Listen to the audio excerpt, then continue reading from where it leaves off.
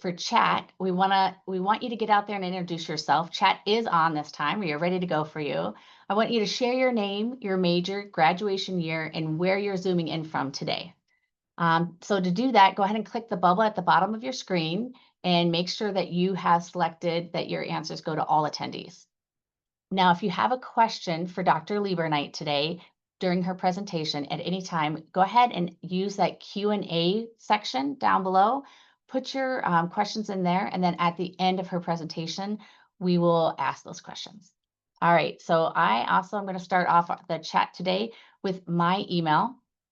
Please reach out anytime. I'd love to hear, like I said, topics you're interested in hearing about, or even if you'd like to have an alumni event in your area.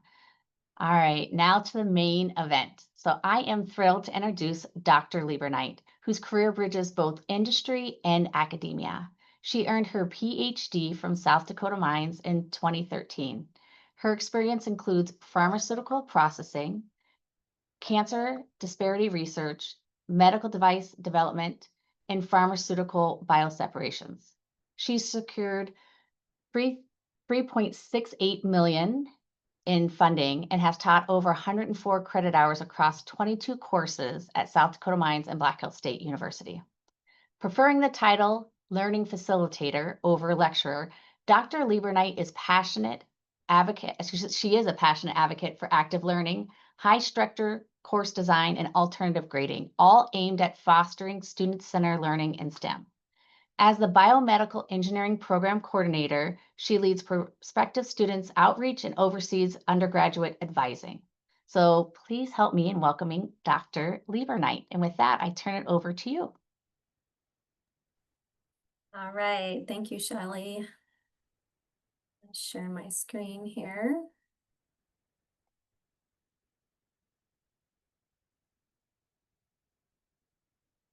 All right, so I am going to take the perspective of assuming most of you don't know a lot about this new program. So we're going to talk about the BME undergraduate BS program and everything what's new about it and what our future plans are. All right, so this program, it was just established in 2018. And then we received our accreditation from ABET in 2022.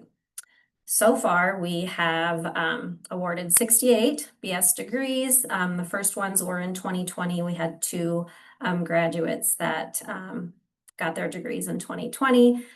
We had our biggest class to date in May of 25 with 17 bachelor's degrees. Our current enrollment is 103. You can see from our graduate picture down here, all of the yellow stoles are student athletes, and so all of the yellow stoles are student athletes, and we get quite a lot of student athletes. We have volleyball players in that photo, golf, basketball, soccer, and we have also several football team players in our program as well. We did also just start offering a new minor in biomedical engineering starting this fall as well. So that hopefully that will take off as interest on campus is growing for the biomedical field. Here's our faculty. I kind of separated them into expertise areas as far as their research focus. So we have a few people specialize in instrumentation, our department head, Steve Smith, and Brandon Scott and Robert Anderson. We have a few in tissue engineering, Tuba Ozdemir and Jue Hu. And then nanomaterials and biomaterials is Kangxiao Wang, Mingwan Shen, Shan Zhao, and David Salem. I put myself over there on the side because I don't have a research specialty area. So they're leading the charge in the direction of our biomedical research. They have lots of undergrads working in their labs and teach senior level electives, required courses as well. So we have a great staff that that the program is rooted in. We have just a few highlights here. There's a list of our grant awards over there in the table, some other awards that people have been honored with. I did want to highlight a couple of things. One of our senior level electives is tissue engineering, and Dr. Ozdemir did something really fun last year that the students really enjoyed. Instead of a just standard presentation of their semester project, which centered around wound healing, she shaped it as a Shark Tank type event where they pitched their ideas to sharks, and me as one of the sharks, we got to choose which team we wanted to invest our money in. So exciting new way of looking at the presentation, kind of instilling that entrepreneurial mindset into the students.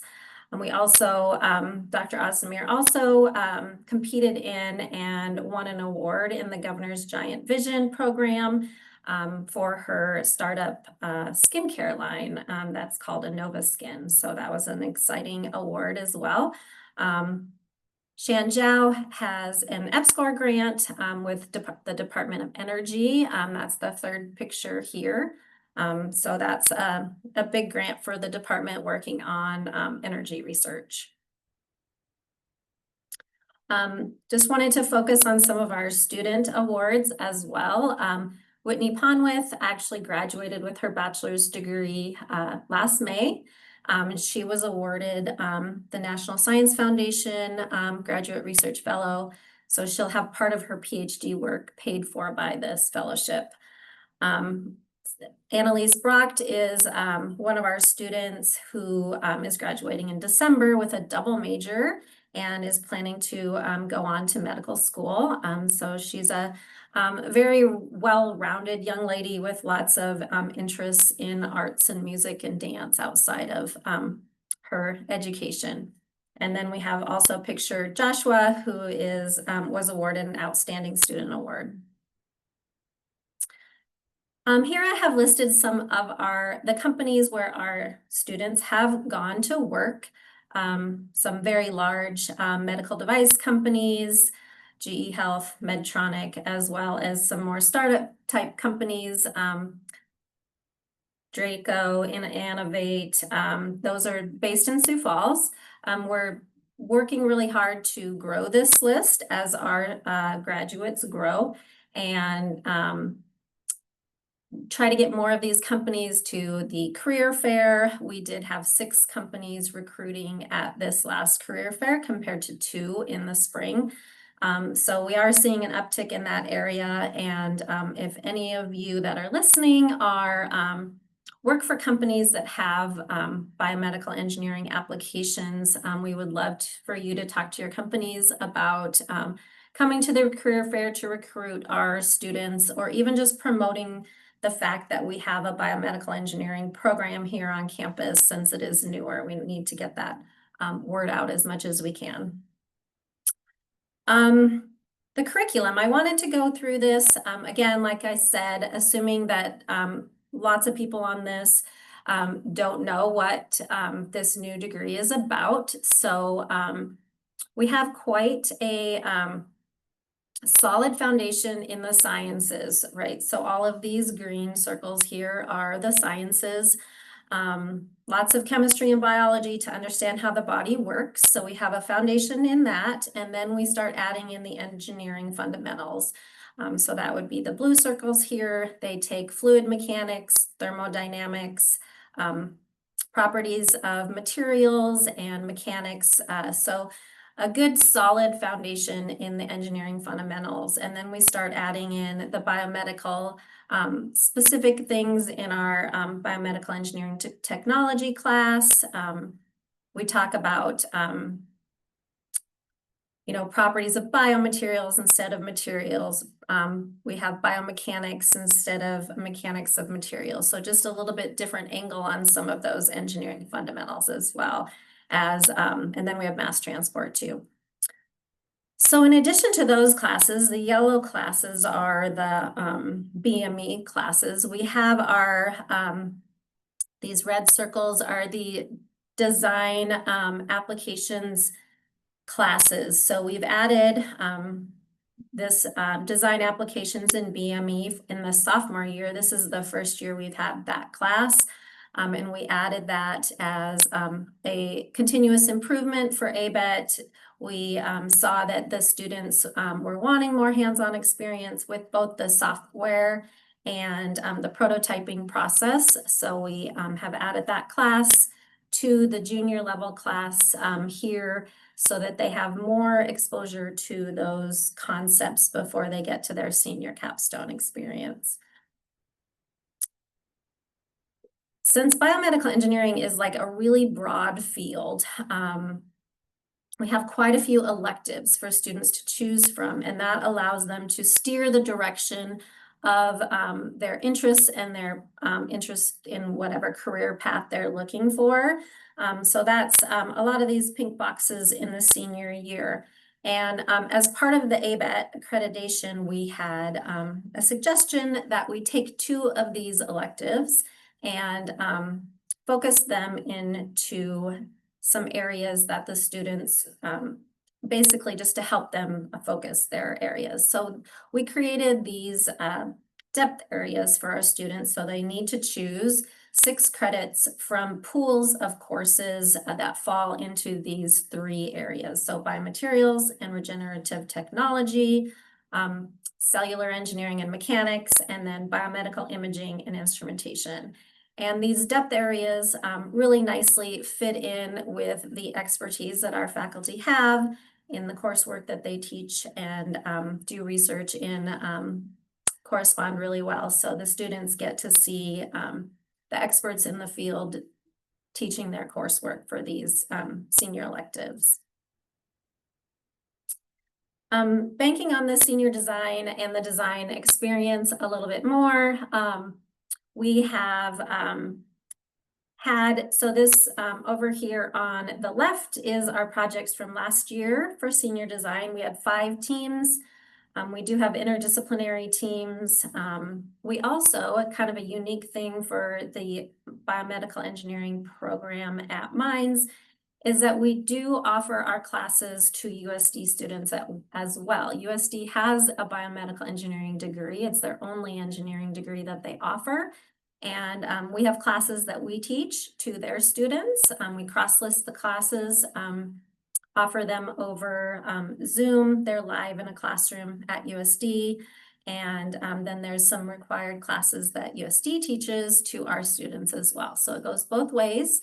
And then in senior design, I actually teach senior design. I have a co-instructor at USD that helps me manage the course.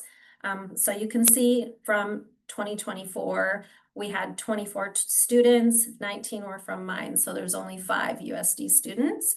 We have a big jump this year, up to 39 total students, and 26 of those are Mines students. So we have 13 from USD.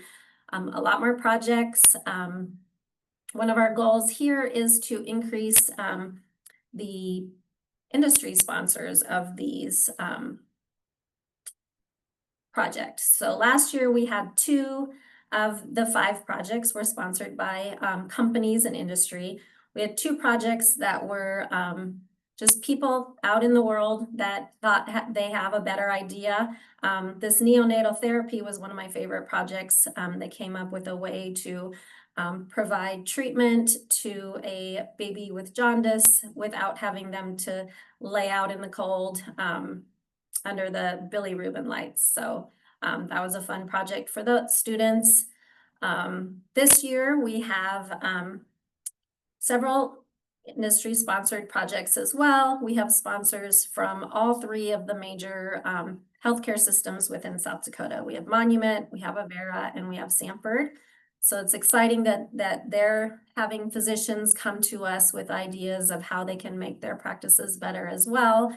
And then we also have projects sponsored by faculty both at USD and South Dakota Mines. So that students are off to a great start this year. Excited about all of their different projects and how they can use their experience to improve healthcare and technology for healthcare. All right, so as part of growing the program, we are really active with outreach, getting the word out that we exist. And, so we have Camp Biomed. It's been going for several years now. So that's a 1-week camp in the summer for high school students. It fills up every year. We do things like visit this top picture here. We went to a visit to a local prosthetic clinic. We do hands-on activities in the classroom. We also visited a dental facility and looked at all their biomedical equipment and how that technology, 3D printing and imaging and everything helps with their practice. And then we also went to Black Hills Orthopedic as well to look at all of their equipment that they use, that biomedical engineers would have designed all of those things. On the right, we have a picture. This booth, top one here, was at the All School reunion in the summer. So if you were out here, maybe you saw our table, maybe before or after it was raining. I know they had to move it around. So we had some examples of hip replacements, since we thought maybe the attendees would want to know what those look like when they're not inside their bodies. Another big outreach event here on campus is every year over spring break in March. WISE, which is Women in Science and Engineering, brings middle school girls to campus. And I think last March there was almost 900 girls. So this bottom photo here is of that event. We had selfie frames. We thought that would appeal to middle school girls. Talking to them about some women that have made an impact in the biomedical industry. So like I said, we're really active in outreach, trying to get the word out there about this new program. As far as our location, so we are a little bit spread out on campus since we are so new. We're having to fit in where there is space available. Our department office is in the Electrical Engineering and Physics building, which is the number 18 right here. We have faculty offices both in EEP and CBEC, which is this U-shaped 17 right here. And our research labs as well are split between EEP and CBEC. And then we also have Dr. Salem at the CAPE lab, which is the polymer lab off campus. And then our exciting new addition for this fall is that we opened a student lounge over in McClory building, which is the number 10 over here. So it's not next door to the department office or anything like that. It is pretty conveniently located for the students. The classroom building is 11, the library here is 15, and then of course CERBEC is over here. So it's getting lots of use. As you can see from these pictures, our student organization, BMES, pitched in some of their funds and bought some soft seating. You see some softer chairs and rugs. They're trying to make it look homey. It was a classroom, so it's got lots of whiteboards that every time I go in there, I see them using the whiteboards for homework problems, brainstorming projects, things like that. This picture down here on the bottom was a resume event that BMES had before the career fair. So it's getting lots of use, and the students are really excited that they have that now, since they were kind of the only major that didn't have their own little lounge before this fall. All right, so looking forward, we do have a new cell and tissue engineering lab that hopefully will start construction within the next 3 to 6 months. We're working through the plans with the architect, and that's going to go into CBEC, where the graduate education office has moved out of. In addition, we're working to increase the number of our undergrads that have access to research experience, maybe more so than some of the other degrees. Having research experience on their resumes certainly shows that they have some experience if they don't do any internships or co-ops, that they've been exposed to some of the biomedical technologies and had a little more hands-on application than they would just through their coursework. One of the ways that we're doing that, Dr. Travis Walker brought this South Dakota Idea Network of Biomedical Research Excellence, South Dakota INBRE. It was a network for many years in South Dakota, and it's been South Dakota Mines has been added to that network, which is going to bring some exciting opportunities and a new lab into the V Lab up on the hill as well that will hopefully increase the opportunities for undergraduate research for our students. The third one there, one of our goals is increasing ties to industry. Again, that will help with career fair, with recruitment, and we're also hoping that as we grow these ties to industry, that we can have our sophomore and junior design prototyping projects be tied to industry, and maybe even sponsored by industry, in addition to our senior design project, increasing the industry sponsorship of those projects. We are launching our industry advisory board. The first meeting of the board is later this month, just in a couple of weeks. So hopefully that will help with those ties to industry as well. And then lastly, in our quest to increase exposure to design and hands-on prototyping, one of our outreach goals would be to have a makerspace dedicated for our students. So they would have their place for 3D printing. I know there's a makerspace in the library. It's always very busy. They aren't able to, work on their projects as much as they would like in those spaces. So having a dedicated space for our students, like mechanical engineering has lots of space for their, whether they have welding or woodworking or working on their microprocessor setups and all of that kind of stuff. So that's the direction of where we're seeing our department grow to. And I am going to stop here and see if we have any questions. Shelley? Thank you, Dr. Leberknight. So right now we don't have any questions. I just want to remind everyone that use that Q&A function below if you do have some questions, but I have some for you. So Dr. Leberknight, you mentioned the senior design project, those projects. How do people, if they're on here listening, how would they reach out? Who do they reach out to? What's the process in the biomedical engineering department to get senior design projects out there? That's a great question. So we actually started a new procedure this year that Ann Brentlinger put together a HubSpot form that all of the departments can use. And so we could share that link. And I know that they were pushing it out to industry. But there's a HubSpot form that you can submit any project that you're interested in. It gets sent to all of the instructors of the senior design teams, and you can click as many disciplines as you think might be included in the project. And if you miss one and we're reviewing them and seeing that, oh, it would actually make sense to have a computer science student on this project. It's a goal of ours to have as many multidisciplinary teams as possible, because that will give our students more of a real world application. They're not likely to be working in silos once they get into their careers.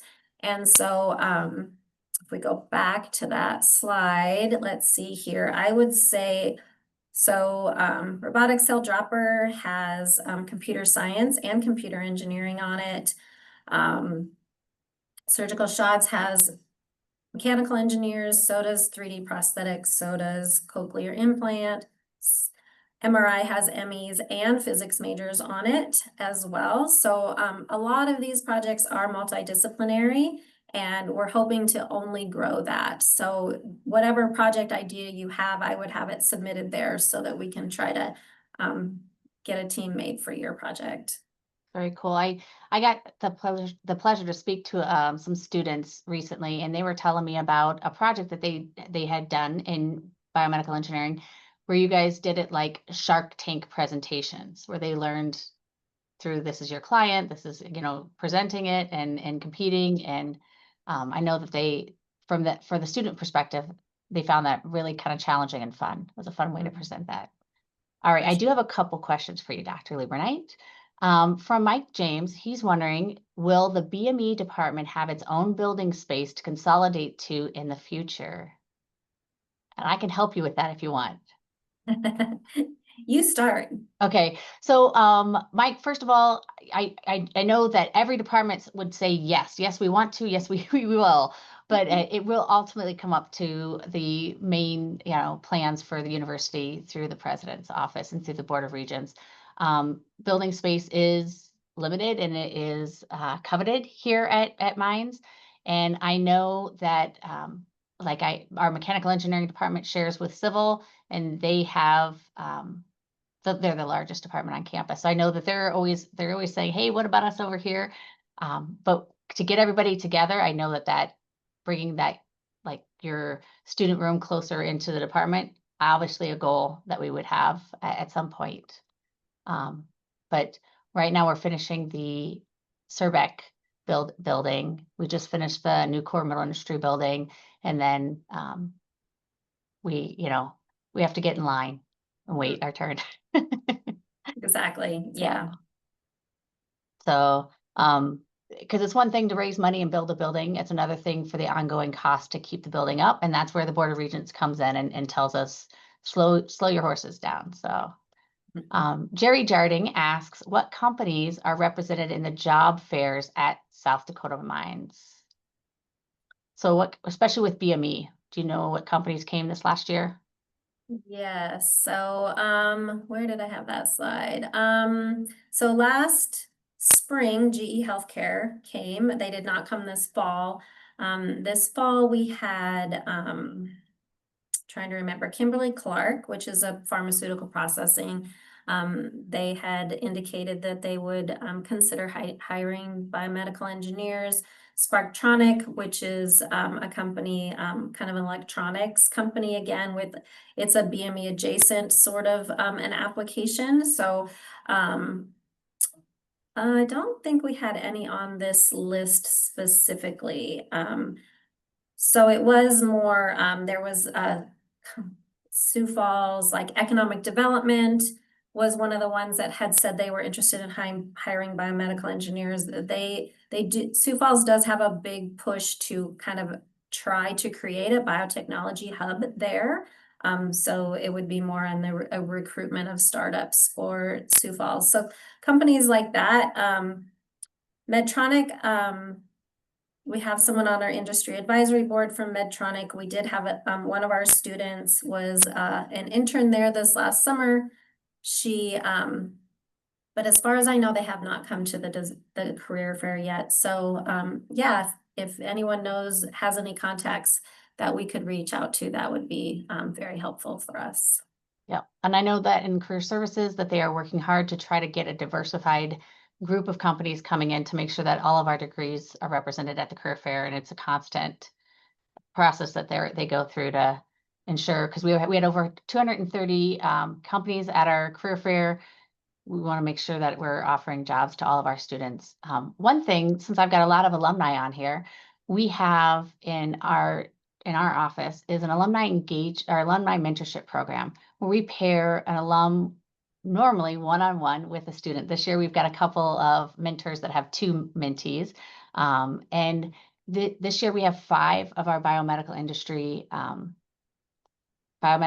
engineering students as part of that this year. And so I know that they're really taking advantage of just trying to get to know you, the alumni, and build network and build out their network to help them find a job. So that if you're ever wondering what can you do personally, that's how you can help out. It's just, even if it's just hey, I have this college roommate's son that is in this industry. You should really connect with them and do that introduction. That's very helpful. Dr. Smith is letting us know that the CNH Industrial, Kimberly-Clark, Emerson, Spartronics, BD Sioux Falls Development Foundation. So I think that. Oh yeah, Emerson, I forgot about them. So they're a medical device company. Yeah. Yeah. So we are, and that's part of the industry advisory board, is to help build out connections to the career fair, to our students, to lead to internships and full-time jobs. We're all working as a team to try to help that happen. So for all of you out there, you now have an assignment. If you've got people in the industry that you can connect with us or connect with Dr. Leberknight, we would love for you to do that with us. All right, that's all I have for questions. Dr. Leberknight, did you want to show us any of the research happening in your department? Sure, we can do that. Let me get it back to my spot. All right, so I'm just going to go through some of the research area of our faculties, and we have some really exciting stuff going on here. This first one, Dr. Wong, he is working on, we could just call it curing cancer because that's what we all want to happen. So what he has found is that he can reverse the cell types. So in some of these pictures here, we have the cell type of a cancer cell that is not mobile, and it will change forms as the cancer metastasizes into something that looks more like this, and then it has this long portion of the cell that allows it to move and metastasize. So changing the phenotype of the cell so that it does not spread is a way of controlling the spread, and ultimately, once it stays in one spot, then we can kill all those cancer cells. So that's an exciting research area that he's working on, and his work is funded by the National Institute of Health. And he has received some other awards from the NIH as well. He has undergrads working in his lab and some really exciting stuff going on there. I did show on my initial slide, looking at the different faculty, that we have 3 faculty members that kind of specialize in imaging. And so this is kind of the highlight of our imaging, is what we call the lattice light sheet. So this lattice light sheet right here is a microscope that allows them to create 3D videos of cells in action. So we're not only looking at cells when they're still, but looking at how they move. So you can kind of see down here at the bottom how a cell on a slide can move back and forth over through this sheet of light, which we call the lattice. And then we take a bunch of pictures. It's kind of similar to a CAT scan or an MRI. Takes a bunch of slices and then puts them together into a 3D image. And then we can do that at different points in time and make movies like this here. So this is imaging of an immune cell, and what an immune cell does basically is it drinks the fluid around it, kind of see how it is pulling fluid into itself, and then it decides if there's anything in the fluid that it needs to destroy, and that's how the immune system works on a pretty basic level. So these are really cool images of what that looks like in real time as we're imaging those cells. And how this would apply to improving healthcare is that we need to understand how the immune system works, so that if we can understand how a cell decides if something belongs there or not, then hopefully we can help start to understand how immune disorders work, and how things like, how can we teach our cells to kill cancer cells and not assume that they belong there? So there's some exciting implications to this as well. And this lattice light sheet, the technology for it was licensed from the Howard Hughes Medical Institute. And after they licensed the technology, Dr. Smith and Dr. Anderson basically built this lattice light sheet from scratch. Took several years, $1 million or so. And so having one of these on campus, there's not very many around the country. So this is exciting technology that we have on campus. moving on here, so Dr. Scott is another one in our department that is looking at the immune system and using the lattice light sheet to image what that looks like. So again, we have immune cells here, and now the green particles. Oh, now I stopped all of the green particles are coded antibodies. So we're looking again at how they decide when they're going to want to destroy what they're sensing in their environment and not. So, and some cool videos there again of what that looks like. All right, so I also showed on that initial slide of our faculty expertise, we have two professors that are specialized in cell and tissue engineering, and Dr. Ozdemir, she has started a skincare company. We talked about that using some of her research findings, and she also is interested in regenerative medicine capabilities, particularly for craniofacial tissues.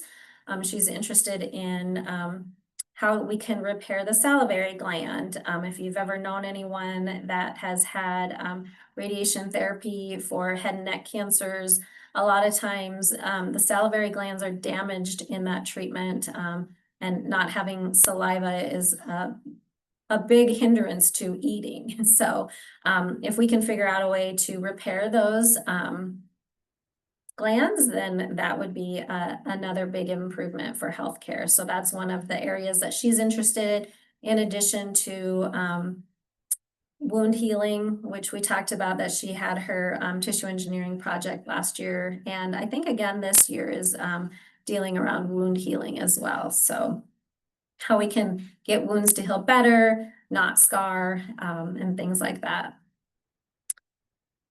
And Dr. Hu is another one of our tissue engineering specialists. So she's looking at nanomaterials for to create those scaffolds that the tissues grow on. So depending on what sort of tissue you want to grow outside of the body, you need to create these different scaffolds for them to grow on in the right density to get all of the right properties of the cell to mimic what that looks like inside the body. Dr. Smith is, again, specializes in lasers and imaging. And so this is some of his research team.